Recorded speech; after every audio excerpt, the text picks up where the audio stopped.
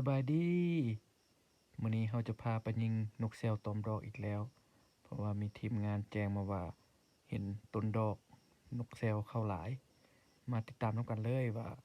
เราจะได้หลายปานใดหรือว่ามื้อนี้เราจะไปนำกัน4คนเนาะย่างแต่ลุ่มพู้นแหละขึ้นไปถึงเราจะไปทางด้านซ้ายนี้เราก็มาฮอดแล้วเนาะกกดอกที่เราจะยิงนี่เนาะมาติดตามกันว่านกจะเข้าหลายบ่มากันเลยมาเอาไปเกี่ยมบอลแล้วมาเลย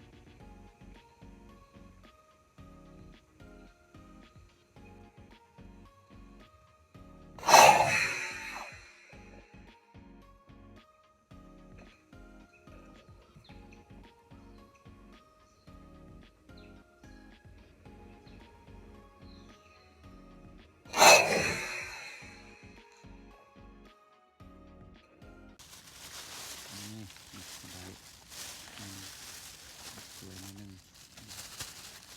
กินสวยแล้วจึงสืบต่อ2 3 4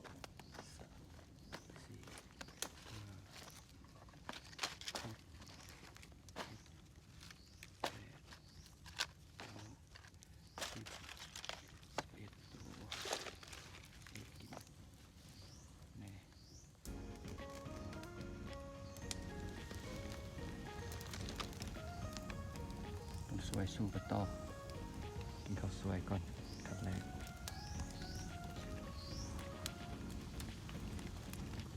เดี๋ยวน้องพรกินข้าวสวยแล้วสู้กันต่ออีก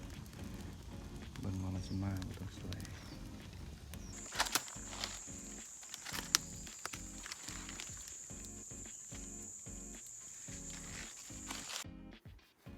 สวยกินแล้วลุยต่อมาติดตามกันอีกเทื่อนึงเนาะเพราะว่าหลังจากเรากินข้าวสวยแล้วเราก็เปลี่ยนทิศยิงเพราะว่าทิศเก่าของเรานั้นแดดส่องจะบ่สามารถยิงได้เพราะว่าแดดส่องเข้ากล้องบันทึกวิดีโอก็บ่เห็น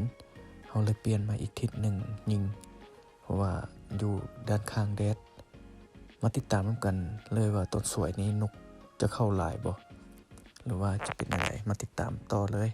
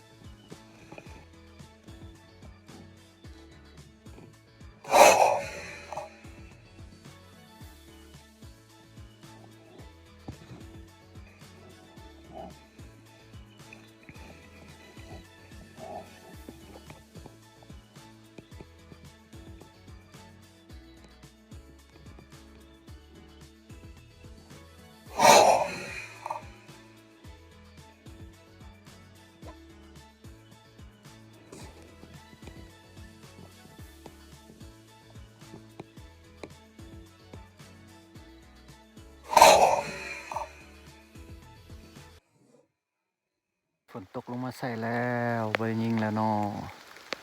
ยกเลิกแล้ว แต่ว่าเฮาก็ได้หลายสมควรแล้วมื้อนี้แล้วซั่นเฮาก็สิบ่ได้ยิงแล้วเฮาก็สิเลิกแล้วเพราะว่าฝนตกนกบ่เข้า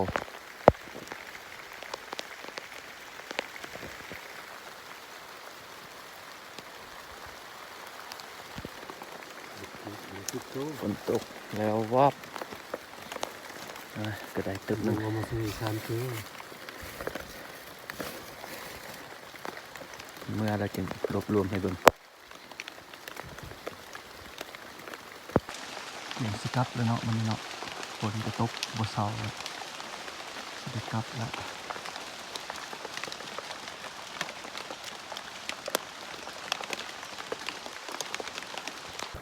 ไปลงเมื่อแบบนี้นะ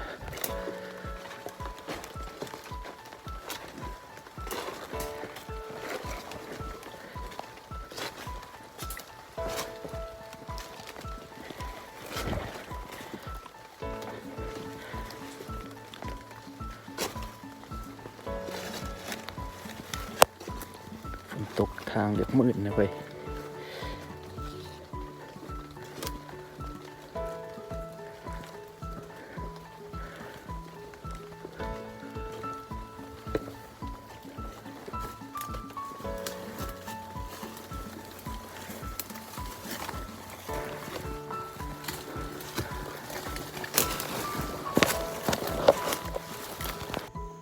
ผมธรรมศาสตร์ บ่ทุกอย่าง